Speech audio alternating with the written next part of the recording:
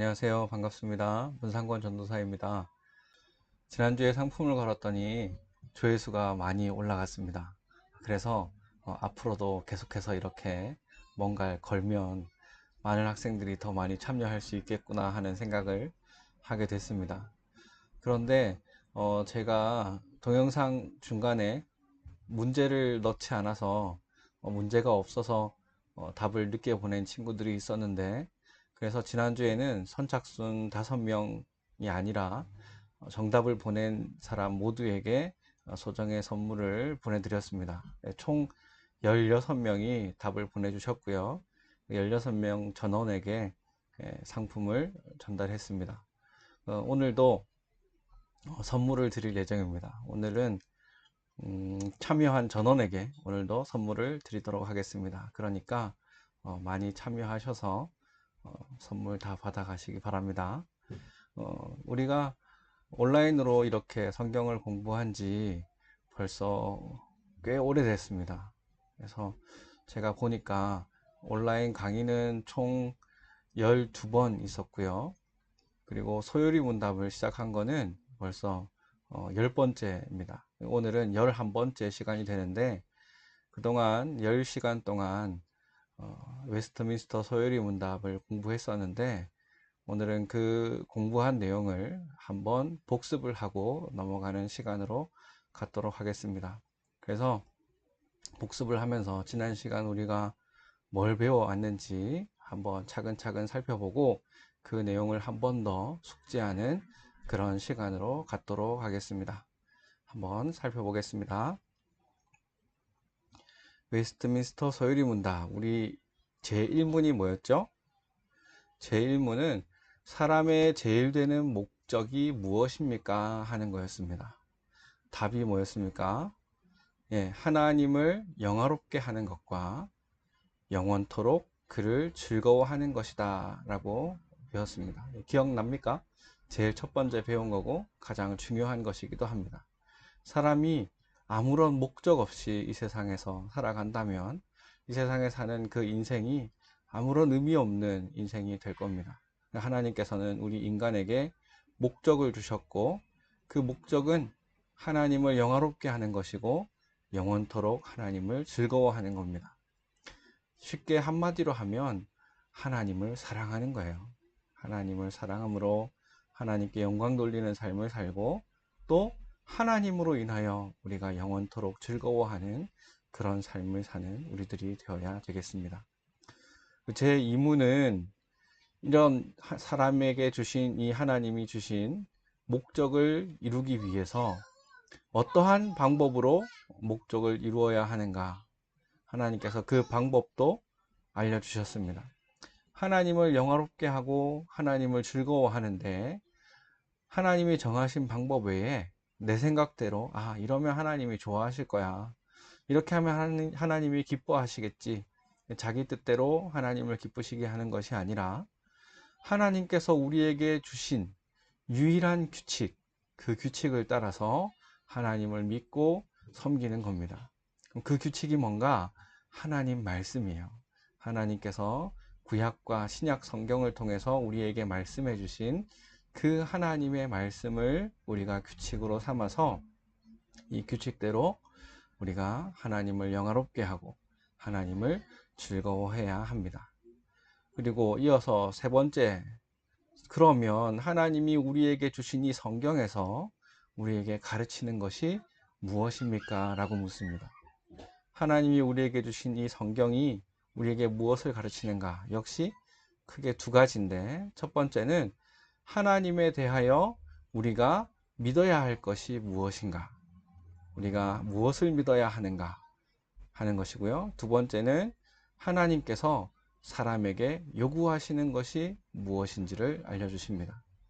하나님께서 우리 사람에게 요구하시는 것에 대해서는 소요리 문답 뒤편에 가서 우리가 자세하게 배우게 될 것이고, 이제 이 첫 번째, 하나님에 대하여 사람이 믿어야 할 것에 대해서 우리가 지금까지 공부를 해 오고 있는 것입니다. 여기서 잠깐 오늘 나갈 과제를 여러분들에게 드리겠습니다. 오늘은 이런 식으로 마인드맵이라고 하죠. 우리가 배웠던 내용을 이렇게 그림 도식으로 그려가면서 살펴볼 텐데, 오늘은 이 배운 내용을 여러분들이 직접 노트에 한번 그려보시기 바랍니다. 적어 보세요. 그래서 이렇게 마인드맵을 다 완성을 해서 자기 이름을 적고 그걸 사진 찍어서 저에게 보내주시면 보내주신 사람들에게 소정의 상품을 드리도록 하겠습니다. 네, 꼭 자기 손으로 직접 적어 보시기 바라고요. 그리고 보낼 때는 다른 사람에게 보내지 마시고 저에게 보내주세요. 다른 사람에게 보내주신 분들은 이번에는 선물을 드리지 않겠습니다. 저에게 보내주신 분들에 한해서 선물을 드릴 테니까 오늘 공부를 처음부터 끝까지 쭉 따라오면서 한번 도식으로 정리를 해 보시기 바랍니다. 그래서 정리한 내용을 저에게 보내주시면 상품을 드리도록 하겠습니다.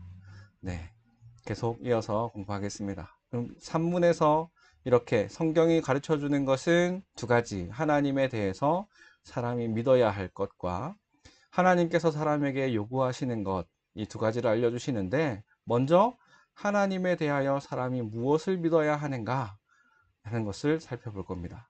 하나님에 대해서 믿어야 할 것은 첫 번째는 하나님이에요.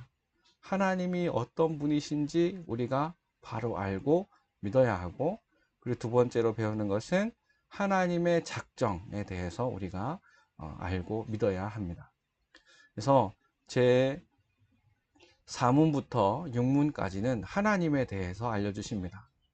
네 번째 문제, 하나님은 영이시다. 하나님은 영이심을 우리에게 알려줍니다. 하나님은 영이시기 때문에 무한하시고 영원하시고 불변하십니다. 이 사실, 우리 공부할 때 What is God? 이라는 질문으로 이 내용을 배웠습니다. 하나님에 대해서 물어볼 때 Who is God? 하나님이 누구시냐 이렇게 묻지 않고 What is God? 이라고 묻는다 했어요. 그 이유가 뭐라고 했습니까?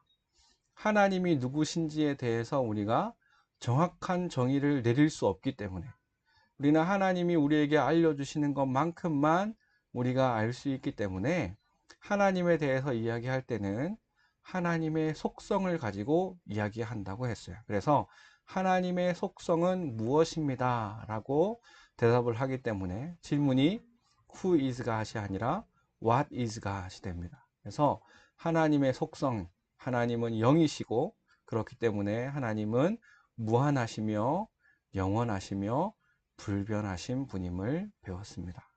그리고 제 5문에서는 하나님은 한 분뿐이심을 배웠습니다. 살아계시고 거룩하신 완전하신 하나님은 한 분뿐입니다. 세상에 자기가 신이라고 말을 하고 또 자기를 섬기라고 하는 그런 거짓된 우상들이 많고, 또 많은 사람들이 종교를 가지고 자기의 신앙을 가지고 그렇게 어떤 존재를 섬기고 살지만 그 모든 것들은 참 신이 아니고 우상일 뿐이고, 살아계신 하나님 한 분만이 유일하신 하나님임을 우리가 알고 믿어야 되겠습니다. 이어지는 6문에서는 하나님의 신격에는 삼위가 계심을 배웠습니다. 성부, 성자, 성령, 삼위일체 하나님이심을 우리가 배웠는데, 이 성부, 성자, 성령, 삼위 하나님은 영광이나 능력이나 지식이나 어느 것에 있어도 동일하신 분임을 우리가 알아야 합니다. 다만 이렇게 삼위로 계시는 것은 그의 하시는 역사, 그가 하시는 경륜의 역사가 다르기 때문입니다. 이 삼위 하나님이 따로따로 세 분으로 계시는 것이 아니고 한 분이신데, 한 분 하나님의 신격이 성부, 성자, 성령, 삼위로 계신다. 그래서 우리가 믿는 하나님은 삼위일체 하나님임을 우리가 항상 기억을 해야 되겠습니다. 그리고 이어서 하나님의 작정에 대해서 배웠어요. 하나님의 작정. 네, 7문에서 하나님의 작정을 배웠는데, 그 정의가 하나님의 작정은 하나님의 영원한 목적이라 그렇게 할 수 있습니다. 하나님께서 영원 전에 이 세상을 만드시기도 전에 하나님께서 목적을 정하셨고 그 목적을 이루기 위해서 모든 것을 작정하셨습니다. 그래서 삼위 하나님의 의논하심에 따라 이 모든 것을 작정했다 했습니다. 성부, 성자, 성령 삼위일체 하나님께서 영원 전에 의논하심으로 그 뜻을 정하셨고 그 뜻을 이루기 위해서 모든 것을 미리 정해 두셨습니다. 이것이 바로 작정입니다. 그리고 모든 것을 이렇게 미리 정하신 이유는 하나님 자신의 영광을 위함입니다.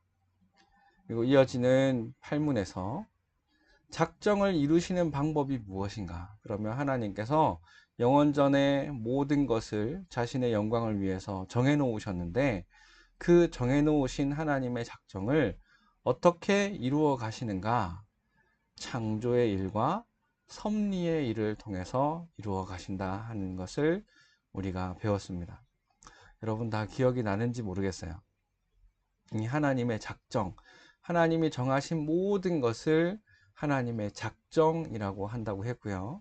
그 하나님의 작정 가운데 하나님이 누군가를 구원하시기로 선택하시는 일과 또 누군가는 구원하지 않고 그대로 버려두시는, 유기하시는 일에 대한 이 하나님의 작정을 예정이라고 한다고 했어요. 그래서 가장 큰 범위가 작정이고요. 그리고 구원에 관한 하나님의 작정을 예정이라고 한다고 했습니다. 그래서 이 예정 가운데 선택받은 하나님의 백성이 있고 유기된 그런 선택받지 못한 사람들이 있다 하는 사실을 우리가 알아야 합니다. 그렇게 하나님께서 작정을 이루시는 방법은 창조와 섭리인데 이어서 이 창조와 섭리가 무엇인가 하는 것을 배웁니다. 네, 제 9문에서 창조의 일은 무엇입니까? 라고 묻습니다. 창조는 하나님께서 무로부터, 이게 중요하죠. 무로부터 아무것도 없는 가운데 모든 것을 만드셨습니다. 하나님이 무로부터 모든 것을 만드신 그 사역을 창조의 일이라 그렇게 말을 합니다. 이 창조는 하나님의 능력의 말씀으로 창조하셨어요. 무언가 재료를 가지고 만드신 것이 아니고 하나님의 말씀으로 빛이 있으라 하심에 빛이 있었습니다. 이 모든 것, 모든 피조물을 하나님께서 무로부터 그 능력의 말씀으로 만드셨어요. 그리고 하나님의 창조는 6일 동안 이루어졌습니다. 우리는 성경에 있는 그대로를 믿습니다. 하나님께서 진화의 방법으로 뭔가를 만드신 것이 아니고 6일 동안 각기 종류대로 모든 것을 종류대로 다 만드셨습니다. 그리고 하나님이 만드신 모든 것은 보시기에 매우 좋았다 그렇게 말씀을 합니다. 악한 것이 없어요. 하나님은 악한 것을 만들지 않았습니다. 선한 것, 모든 것이 매우 좋게 하나님이 만드셨습니다. 그리고 이 창조의 사역 가운데 특별히 뭐에 대해서 배웠죠? 네, 사람의 창조. 하나님이 사람을 창조하실 때 그 사람의 창조한 내역이 어떠한가? 사람의 창조는 첫 번째 사람을 남자와 여자로 지으셨다.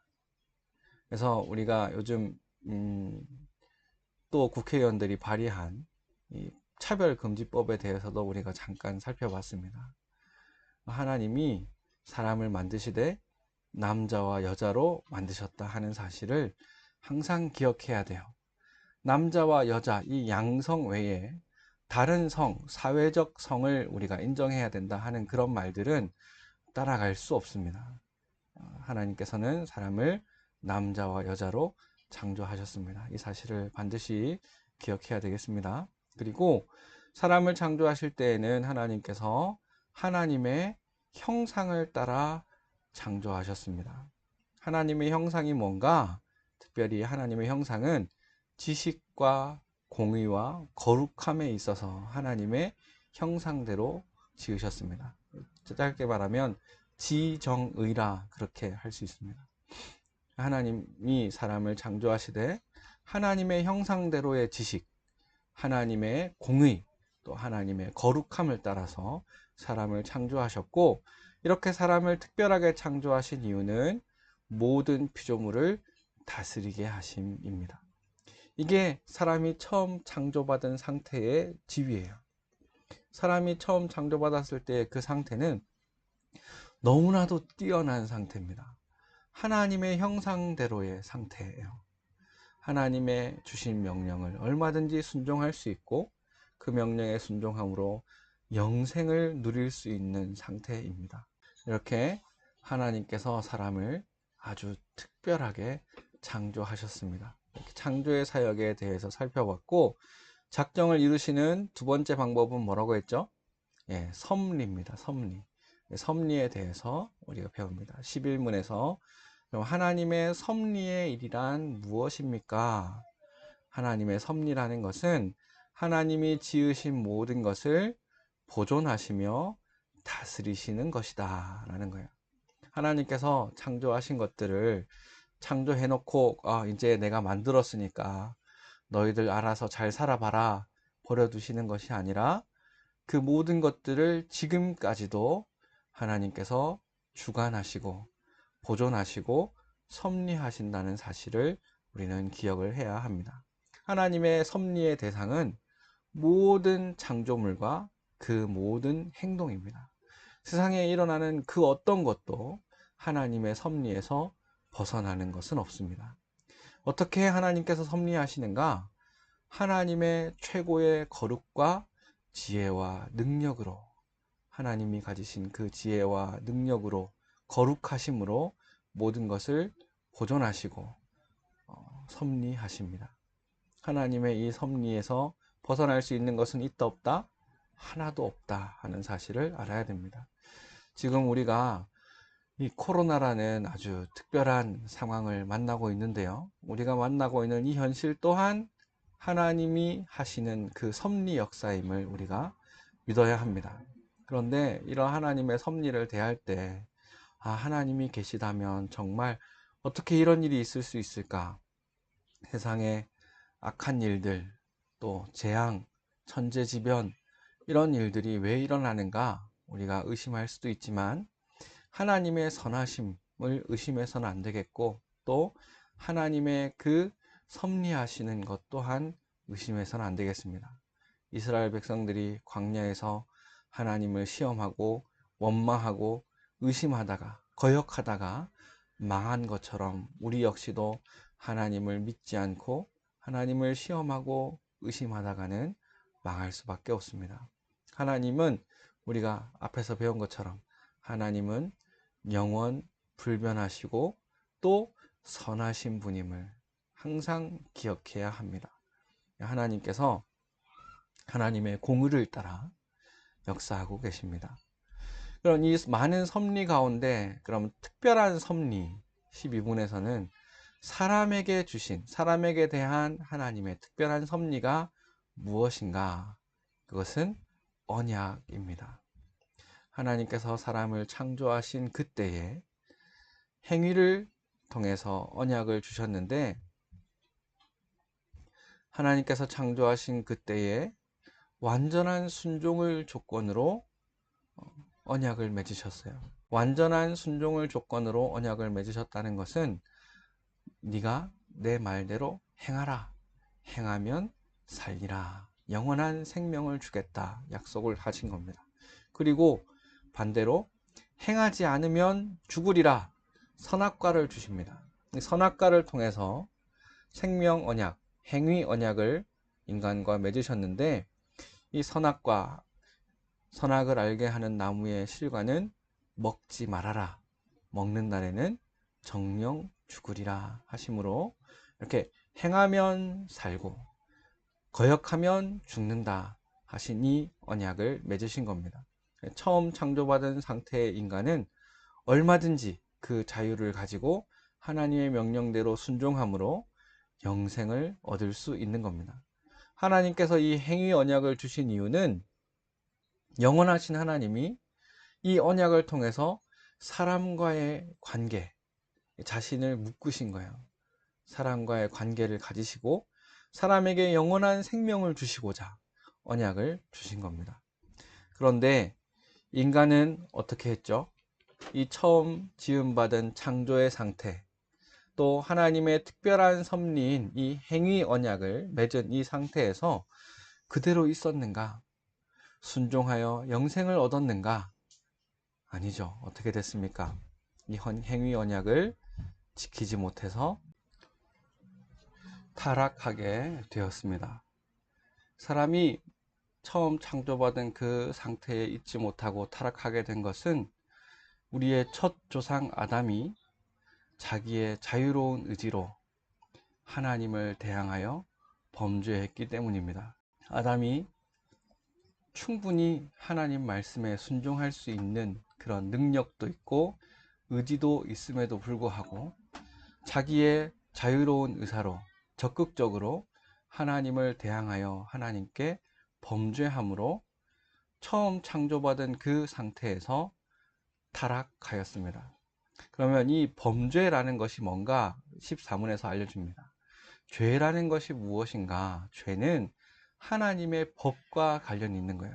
하나님이 주신 그 하나님의 법을 조금이라도 부족한 것, 온전히 지키지 못하고 부족하게 지킨 것이 죄이고, 또 하나 하나님의 법을 위반하는 것이 죄입니다. 그렇다면 첫사람 아담이 지은 죄는 뭔가?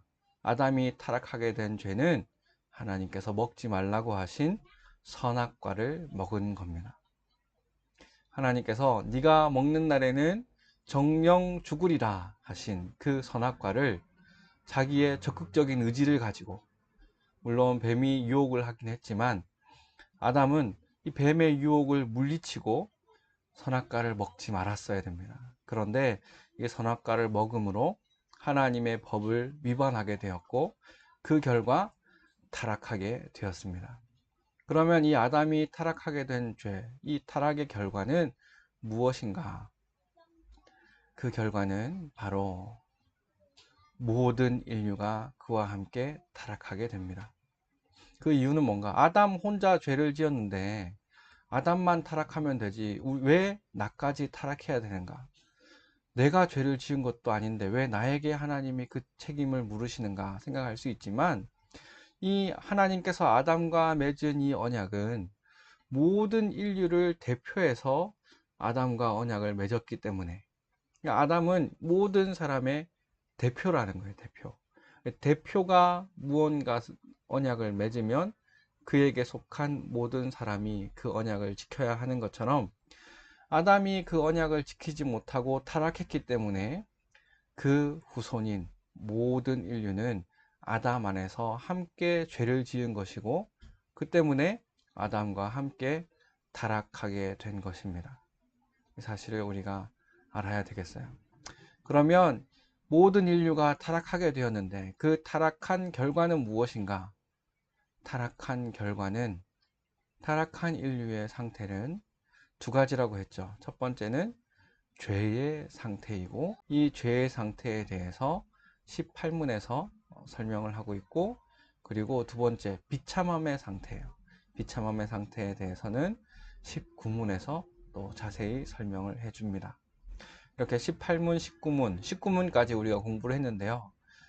이 죄의 상태와 비참함의 상태에 대해서는 지난 시간에 배웠으니까 여러분들 다 기억나죠?